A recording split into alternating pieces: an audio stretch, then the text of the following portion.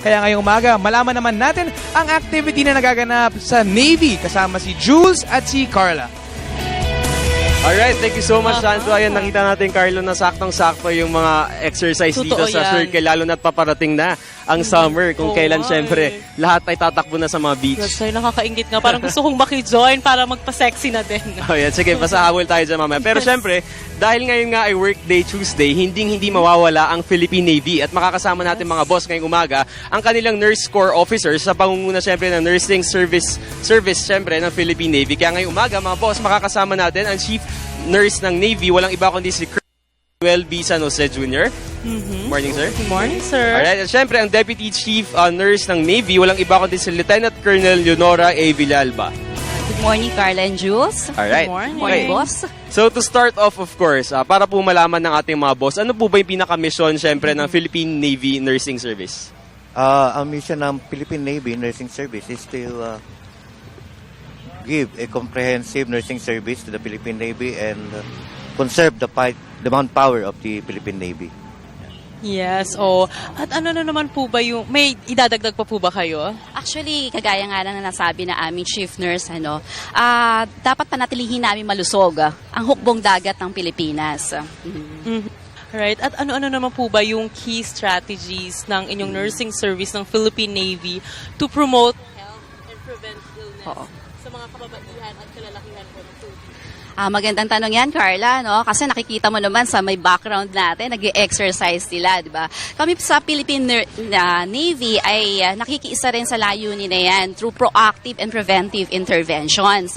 Kasi nangangailangan din naman kami ng tamang kalusugan tatanggol sa ating bayan, no? So, meron kaming health and awareness program kung saan every Tuesday and morning, meron kaming calisthenics or tinatawag naming Taibo or insanity exercise. Actually, minsan nga, sabi nga nila, di ba, galaw-galaw para wag pumanaw, di ba?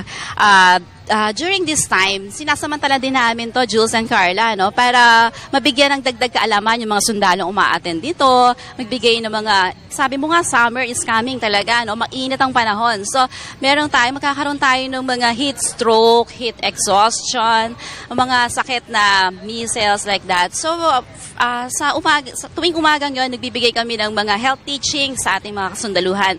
And besides, meron tayong, nire-remind din namin sila about annual physical examination. Yung early screening, detection of diseases. Kasi kung makikita nyo, yung cancer kasi is very rampant sa atin. Hindi lingid sa kaalaman, marami rin mga kasundaluhan na nagkakaroon yan.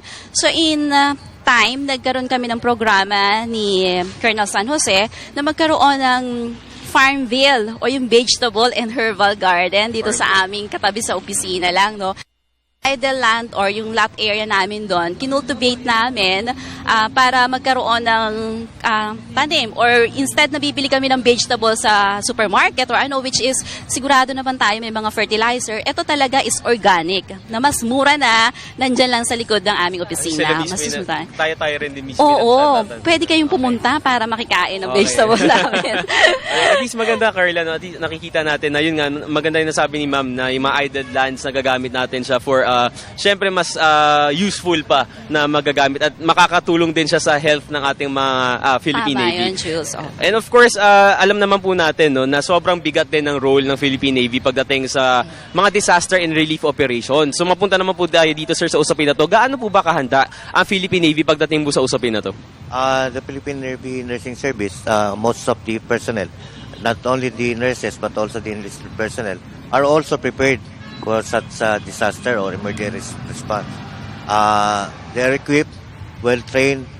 Mostly, they are basically basic first aid yung binibigay natin, lalo-lalo na sa mga health workers natin para in time of emergency, makakapag-respond sila kagad, makakapag-deliver kung saan man yung areas na pwedeng padala sila.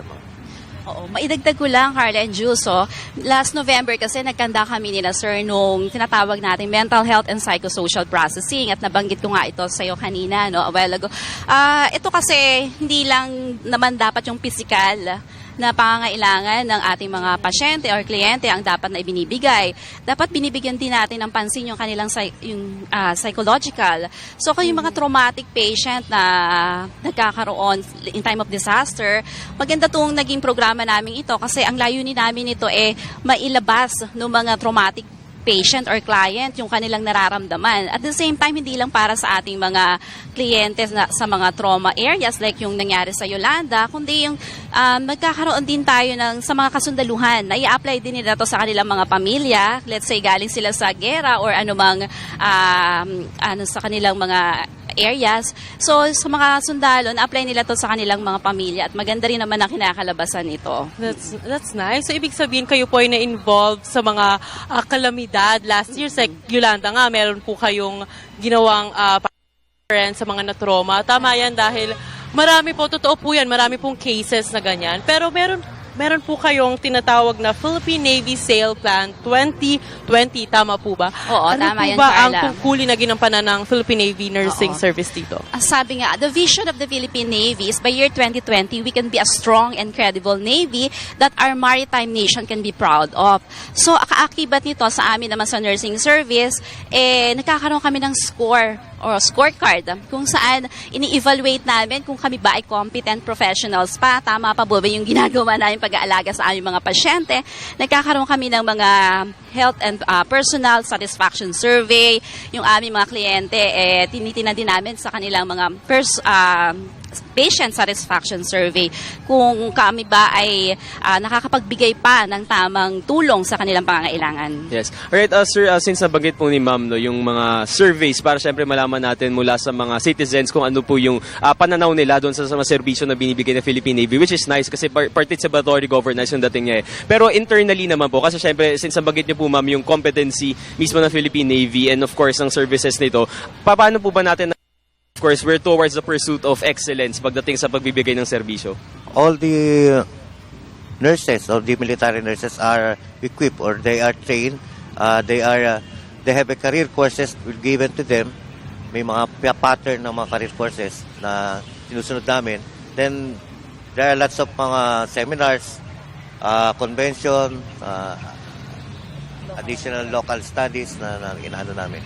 Sinusunod na dapat ma-comply namin sa ano.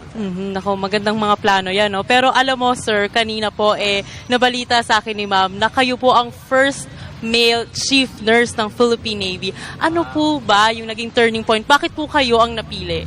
Mahaba story pag Oo, ano po bang nagawa ninyo talaga namang... namang... lang natin sa after graduation from the college, I opted to join sa military nurse para kasi yung to get away sa hospital setting ba. Sabi ko para mapaiba naman, maganda yata ang experience. Makikita mong area, some field, hindi lang sa hospital setting. So, then, nag-start nag-evolve, hanggang umabot tayo sa ganitong sa service. With talagang hard work na ginawa natin. Congratulations for that. Tsaka sir. nakapag-inspire din yung mga bata. Kasi wala pa ngang lalaki na naka-reach na to, na umabot sa ganito. Puro siyempre, nag-abroad, umalis sila. So, sabi ko, mag-stay na ako sa para makita naman ng mga junior officers, lalo mostly mga male officers, na may nakikita sila na pwede pala na na mag-chief nurse ang lalaki. Alright. Kasi, parang to get away na sa puro female lang yata nurses, parang hindi yata ganun ang concept na Dapat tatanawin natin na trabaho na yan di ba? At least sir, nababalanse, di ba? Nababalanse, hindi Kumbaga lang very pambabae. symbolic sir yung pagkakatalaga sa inyo bilang lalaki, everybody, walang gender. Yes. Okay. Since nabanggit po natin na syempre nurses, iba't ibang nurses yung mga kasama natin dito sa inyong grupo. Paano po ba, of course, marami tayong mga boss ngayon na nanonood ng mga nurses din. Paano po kung naging interesado po sila na magbigay ng serbisyo sa Philippine Navy? Paano po? Oo, tama yung nasabi mo, Jules, no? Nagkaroon tayo ng parang oversupply of nurses because siguro dahil yung iba yung gusto nila. Oo. Oversupply. Sumobra ang dami ng nurses na graduate of nurses or registered nurses. So para ma-encourage din naman namin sila pumasok or sumapi sa aming samahan sa nurse corps, military nursing. Marami kasi kaming isinasagawang requirements na dapat nilang, let's say, kailangan magkaroon din ng mga military nurses namin ng board rating na 80% and above. Or they have to pass a series of examination and interviews. Of course, dapat din meron silang konting experience with regards to training, at least 1 year hospital experience. Hanggang 28 years old kami, 21 to 28 years old. Dapat din merong at least pleasing personality. Siyempre. Kita naman po sa inyong dalawa yan. Salamat, Carla. No? Of course. Oo. Single, never been married or sired a child. Very strict lang kasi talaga. And the height must be 5'2" at least for the female and 5'4" for the male.